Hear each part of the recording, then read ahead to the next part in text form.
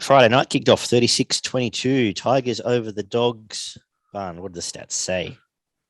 Oh, we had 7 tries to 4 out of 7 conversions, played 3 out of 4, 94% completion for the Tigers, which would have made you happy.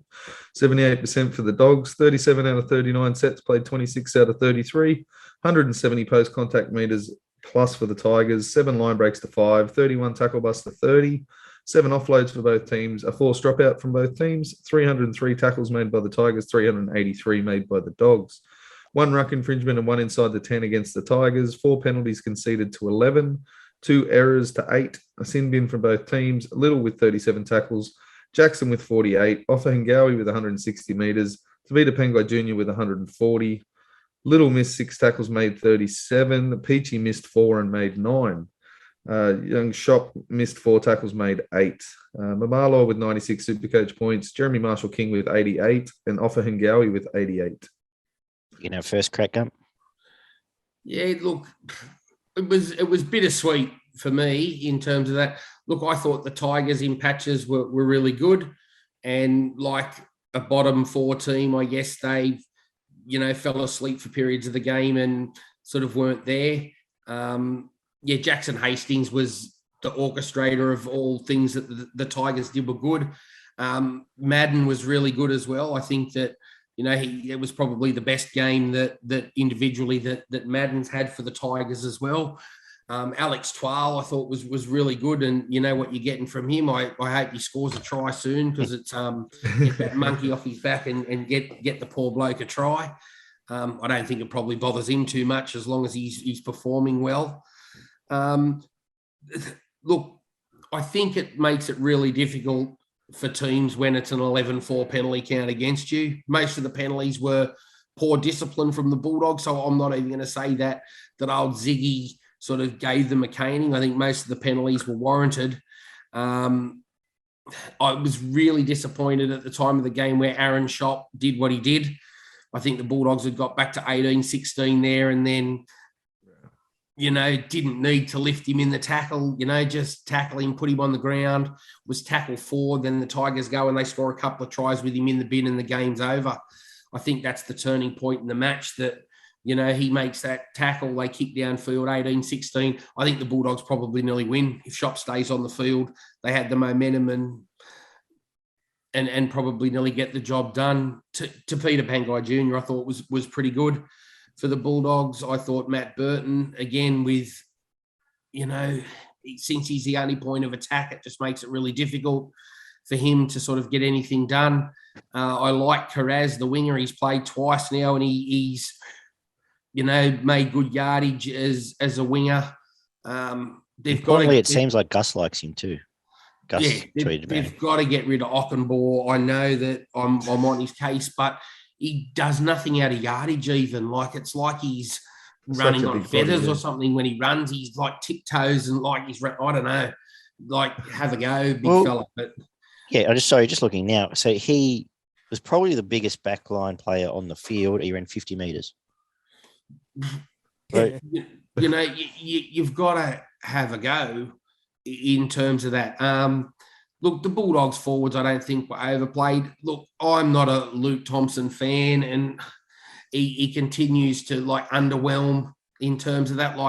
He might do a few carries and make a few tackles, but nothing's done at pace with him. It's all, the Bulldogs they look slow, and the work out of dummy half. I thought Marshall King had a decent game, but you count the amount of seconds from the time that Marshall King picks it up and passes it, and it's a long, long time. And then often the pass is not great.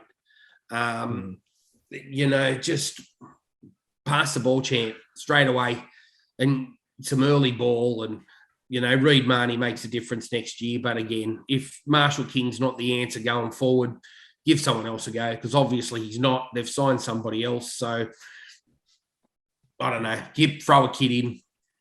Give him some experience. You might need him down the track. Who knows? But I thought it was one of his best games he's ever played, to be honest. But his service does lack. I can't. Look, he had a good game out of dummy half. I agree, but it's just so slow when he doesn't run. The service is no good. And he It only was the runs. first time he's run as much as he has in a while, I think. And That's it right. was So effective, but the 4 times he runs are effective, but the 100 or the 250 times he passes the ball, none of those are much good. Fair call. So Fair call. that, I think he costs you more than he gains you. But Absolutely. anyway, that's my takeaway. I don't think they'll win too many more games. So Yeah, how Tavita Panko can play those sort of 10 minutes straight after half time and blow the game wide open and then have his petrol gauge hit empty within 5 minutes later and just disappear they're not again. fit, Daggy. And that, They're not fit. it's blatantly obvious. We saw it at we Don't look mentioned it at fit. Magic Round, Yeah. but he was the best player in the NRL for 10 minutes there. He looked like a wrecking ball, and then he just goes and lies down a bit, and that was it. Well, it was about 10 minutes into the game, wasn't it, at Magic Round? And when 5 of them were in the defensive line. Yeah, just wandering around. The opposition huffing and defensive puffing. line. Oh, that was a disgrace. Yeah. Mm. But beyond that, I actually agree with you because I think if Shoop stays in the field, they had the momentum. If they'd scored next, Tigers wouldn't have come back. Luckily, I guess, for my own sanity, they didn't. And we went on to win the game. But it was all built around Jackson Hastings. He was tremendous, as he has been every game. He's just you weren't here last week, Gump. I don't know if you listened to the show. I probably wouldn't. But if I was on the Tigers, if I was a Tigers board, I'd be signing him to a 5-year deal and put him in charge of the team. But it's beyond that, he made Jock Madden came of age as a first grader. He looked really good. A lot of his kicking was good. He ran at the right times for most of the game. And I was excited about him last year. And realistically, it looks like he's going to be leaving the club, which is sad. But we'll see how that plans out because I thought he showed enough there. Kenny was good. And Luke Garner's going to be a fantastic pickup for Penrith. Put him in that Penrith side. He's going to score a try every week. He can hit a hole. He obviously has been flapping about in the centres lately and doing a decent job. But he's going to be very good for Penrith.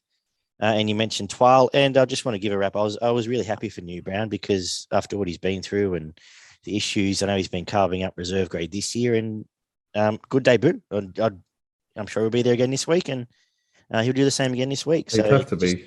to add a Drop little him bit. on that. He had something to the bench, so that's good. Barn, what do you make of the game?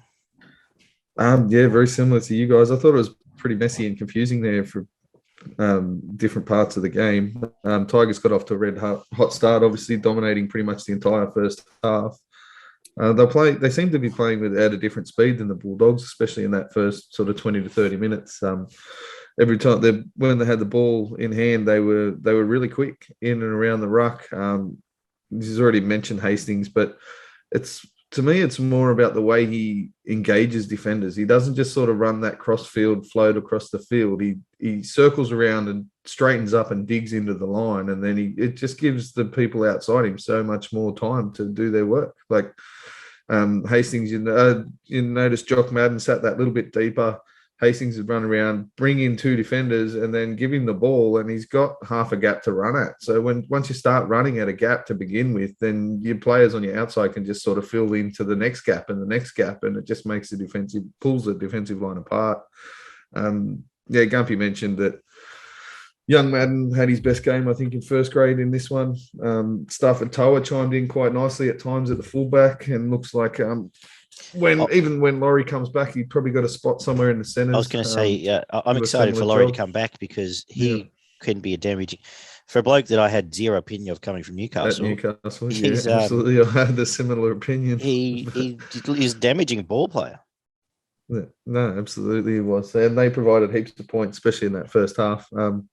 It's funny what happens when your best forward decides to run fucking off the back fence for 10 or 15 minutes, isn't it? So when he wound up and ran back on that, that angle where he offloads back to Burton for that try, that was some of the best football of the weekend, as you mentioned. And he made an impact. You could just see in his eye a different type of determination for that 10 or 15-minute period where he wanted to make something happen, and he did it. And he did it with ease at different points as well. So why you can't see at least, if you can get 40 minutes of that out of him every week, you're flying. You just need a couple of bit players to go along with him, and you're absolutely fucking flying. But Carraz, we already mentioned, I thought he was really strong again in his second game. He's really light on his feet. I like the way he moves, and he's got a pretty decent frame on him as well. So he's going to fill out to be a pretty strong attacking player, I would imagine. Shoot was okay, but a few errors, and obviously the sin bin. I thought Jackson and Tavita Pangai were the best of their forwards. Jeremy Marshall-King, when he was running, as I mentioned earlier, I thought was quite good and caused a few problems for the Tigers' defence. But yeah, it was the Hastings show again. He just sets them up where they need to be. You mentioned Garner and Brown as well. Brown, I thought, was fantastic. Took a couple of opportunities there. He added a bit of pace to the Tigers' attack when they did seem to sort of drop off and slow down a little bit. But don't have a lot more. Well, it's again back to bench players, but he's actually a bench player with a change-up speed. I love no one loves Alex Twell more than me, but he's the old faithful tractor. And you need something a bit more than that off the bench as well. So, it's, interesting. Ollie, you got something to add here? I'd say probably the biggest takeaway I had from this game, at least for the Bulldogs, there's obviously so many problems with that team. But I think overall, the worst of which in this game in particular, you guys brought up Aaron Shoop's sin bin, which I guess was the culmination. But I thought the biggest thing that let the Bulldogs down in this game was discipline, to be honest. There were multiple occasions where the momentum was sort of swinging their way, but then it'd just be a dumb decision that'd give away a penalty or just, I wouldn't say brain snap, but just poor decision-making that led to this ill discipline that sort of snuffed out the momentum that the Bulldogs had on multiple occasions, and then it sort of hit a crescendo when Aaron shot was sin bin. So I think definitely one of the key issues for the Bulldogs heading into this week, and something that Mick Potter or Gus will need to sort of work out with them, is that discipline and actually having a bit of a cooler head. I think a lot of it comes from their defensive structure. They seem to get lost and not know where they are, and then they get frustrated because they're missing tackles or they're just not lining up properly on the defense. And someone tries to put a shot on or do something to inspire someone, and it just seems to go wrong. But I've questioned their defensive structure basically since Barrett got there, and I don't think he did anything to fix it. So I think the guys are getting pretty pissed off with it, to be honest. Well, then they're not good enough to give away 11 penalties. No, against anyone. Not. So they've given them away against the 15th team that they played. They're not good enough to give away 11 penalties and win. And you're right, Ollie, that, as I said before, and I'm a harsh critic on the refs, but I didn't really see any that I said, oh, gee, that wasn't really a penalty. Like, there were a couple of nitpicky ones, but they're all just through poor discipline. And he's, like I said, you compound that with, and I think for the last month has been similar. Tigers 90+% completion rate. You can't give that up. You can't add those two together and expect to win a game. No. Anyway, 3 to Hastings, 2 to Madden, 1 to either Garner, Twal, Toa, TPJ. Anyone I've missed? I'll give it to Alfred Gowie, to be honest. I thought he was terrific again. The bloke doesn't get any raps at all. No. I put him in Supercoach this week. I've probably done it a bit late, but he's consistent every week. He's a 65+ point player. I've got him in this week. I've been avoiding him, and I'm thinking, no. He probably makes the Queensland team, actually. I'm just going to try and pull it up. He was 160 metres for the bloke. He's not in my Queensland team, but he could make it, but he's not in mine. He wasn't. Yeah. Depends. Yeah, 160 metres, 19 hit-ups. He made also made 29 tackles with only a couple of misses. I thought he was their best forward by a fair way. Then I had Hastings and I had Burton or Whanamanu Brown for the 1 point. But I'll go. I think Hastings 3. Yeah, I think it's pretty clear. Joffa 2 and 1. Give one to Burton or Brown. Give one to Burton.